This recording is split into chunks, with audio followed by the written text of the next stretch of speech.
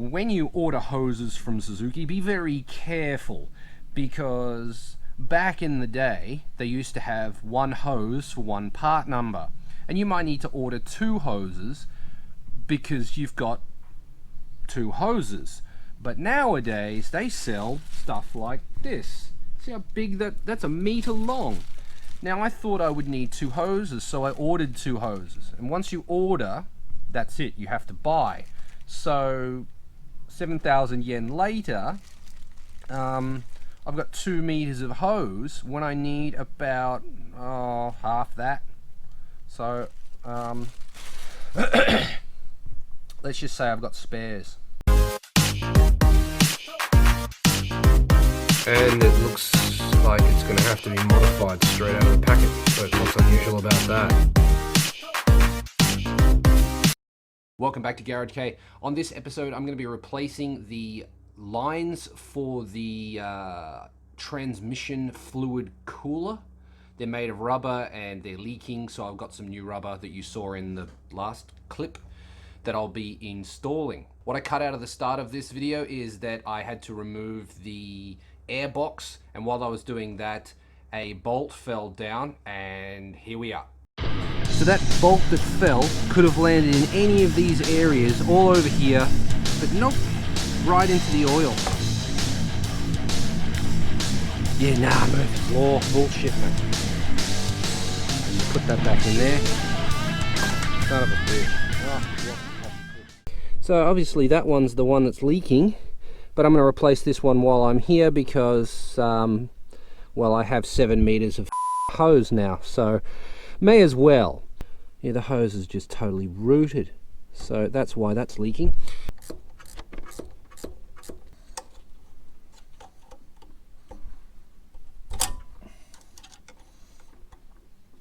Okay, well that hose is extremely brittle. That's probably why it was leaking. This is the one that was in there. It's got this braiding around the outside of it, which isn't stock. It's very brittle, and it was leaking, so get rid of that. How long this damn thing is. So I'm just going to mimic the right size and then cut it and then put it in.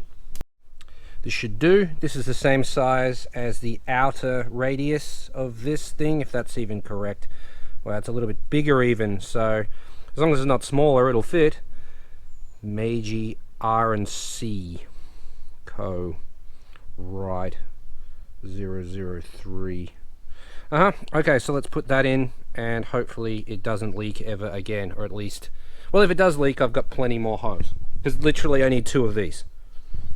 Like, I need that, and I have all of this spare times 2. Yeah, as you can see, it's not leaking. That's good. Let's just check it this way too.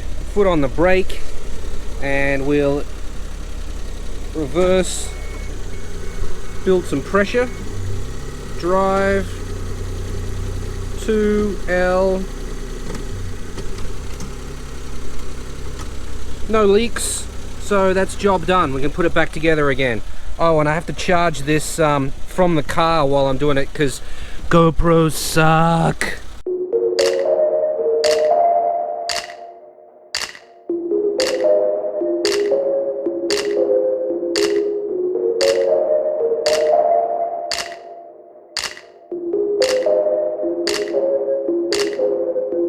Alright, I'm out here with the white van, and I suspect that it has a bad intake air temperature sensor, so we're going to change that out and do a little bit of a how-to on that. I've pulled this apart so many times that I already know what all the tools are. So you're going to need a ratchet, a 12mm socket, 10mm socket. Will help if you have a 10mm ratchet spanner, but you don't need it. You'll need a screwdriver. You're going to need a 19mm socket, a deep one, for the sensor. And if you've got a pick, that is helpful, but you can probably use the screwdriver for what you need that for anyway. Okay, let's get into it. Step 1, lift up the driver's seat. Step 2, lift up the passenger seat. You're going to need to give it one of those. Lift up the flap at the front, and you'll find the 2 clips down here. One here, and then one over here. Now, she lifts up. Done.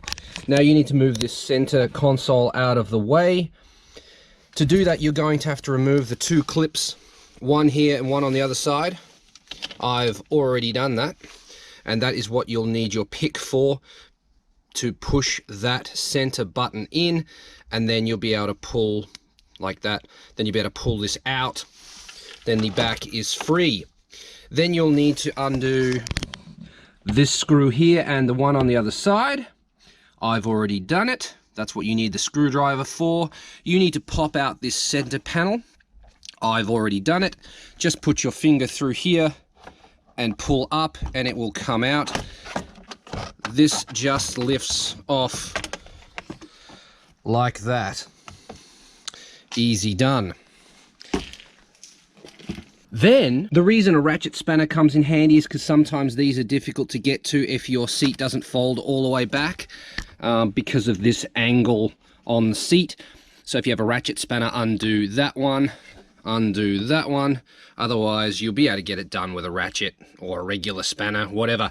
They're both 10s. There's a 10 there, there's a 10 there, 12 here, 12 down there, and then move this thing out of the way. Let's do that.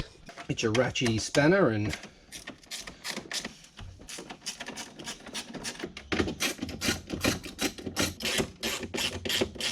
that's the 10mm sockets done. Now you've got the two 12s at the front.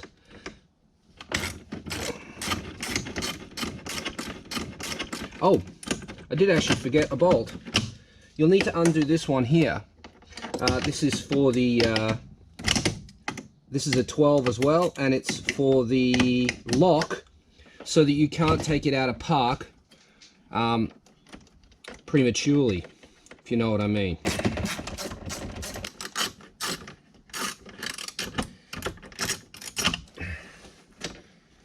Yo. Two 12s. Got that one out, which means that we can take this off. Done. Now this just pivots around the place. Because we're in park, we can take the handbrake off, and then that will give you a little bit more room, but not a lot. The sensor we need is bang underneath that, so not easy to get at. If you need more room, you're just going to have to bite the bullet and undo the handbrake cable, because that's what's actually holding this in place. That's the reason I can't move it over more, the handbrake cable. So I'm going to try and do this without moving the handbrake cable. Not sure how much luck I'll have. Oh, I got the sensor unplugged. Now the angle of this might mean that the socket won't actually go on. Find out next time on Garage Kei. I grabbed a couple of socket extensions because that's quite deep in there. And that's, yep, I'm correct. Right, so already having a bad time. Why are you having a bad time? Well, now the geniuses at Suzuki have put the air intake temperature sensor in there. And straight line from there is blocked by the fuel rail. So when I said you'd be able to use a 19mm socket, I was actually incorrect. Thank you very much, Suzuki. You've just ruined my day. Right, now that is absolutely going to have to come out. You're going to need a 10mm spanner that is thin so that you can hold the first nut and then spin the outer nut and then fumble with this to try to get that out of there. Then you'll be able to push it further out of the way and attack it with a 19mm spanner. Suzuki, never failing to make your job more difficult. Okay, gonna need to hold the inside nut with this, and then spin the outer one like that to unlock it. Spin that one the whole way off, spin the inside one the whole way off. So that comes out like that. You need to push in these arms that are holding this thing up so that you can push it back down again and get it out of the way. Now I hate doing this because it's not really supposed to come out. What they should have done is had a nut on top, and this should have been threaded so you could actually thread it down and lock it in place. Instead they've got this like spring-loaded clip thing here, which is just shit. It really is shit. It's the cheapest possible way they could have gone about this.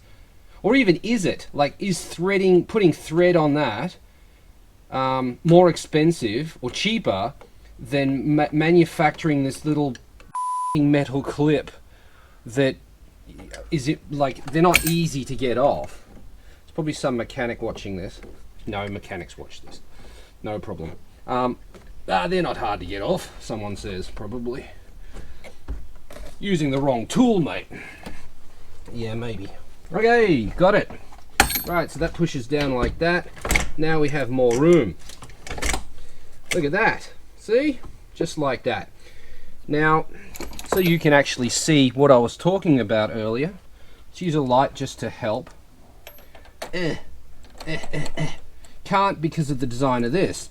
If this was lower profile, or better yet, if this was mounted higher, it wouldn't have caused a problem because it wouldn't have hit this, and then you would have been able to get this on and just run it straight out. Instead, I have to go get a 19mm spanner. Okay, 19mm spanners. This is where I find out it's actually a 17. Right, that a bit of a shock. Shouldn't be tight. Out she comes. Now, I wouldn't know if that was, hey, it's covered in shit. Maybe it wasn't working. I don't actually know. There is a way to test, but all the instructions are in Japanese. I can kind of read it, but it's just such a pain in the ass. And I already have a new sensor, so I'm just like, well, I mean, it, right? Now, they do recommend putting on a new seal, so I'm going to do that too. First, I have to get the old one off. Oh, Jesus. Right, yep, you want to replace the seal. That's metal, and it has rubber around the outside. That could have been leaking, although I wasn't having like vacuum leak symptoms. I'm having temperature related symptoms. This is the sensor you're going to need for this van, also the same as the carry truck. So if you have a single cam NA or turbo van or truck, this should be the sensor for you. There's the number there, Suzuki genuine parts, made in Japan. And I picked up 3 washers. I don't know why. I think they were just dumb cheap, so I grabbed 3. Put that on there like that. Then run it in. Yep, that's in. Okay, plug it back in. Ooh, the orientation has changed. Right, so clip done. Now, how does it run when it's hot? I would actually like to, at this point as well, set up so that I can bypass this. This is currently unplugged. I would like to have a hose that's long enough, this hose that's long enough so that I can actually bypass this thing if I want to. Oh, I really hope that fixed it. Well, I can safely say that you won't find out that in the next episode of Garage Kei. But regardless of that, that is the end of this episode. I hope you really enjoyed it. If you did, leave a like. If you'd like to see what happens next, press subscribe. There's a lot more information coming, a lot more videos coming in the next few days, next few weeks. I've got a lot on. Huge thing happened yesterday that has shifted everything. Not really sped things up, but it has put things into perspective, and you'll find out what that is if you are subscribed and you keep watching these videos. It's not K related, but you'll see it anyway. But yeah, that's it. I'll see you in the next one. Later.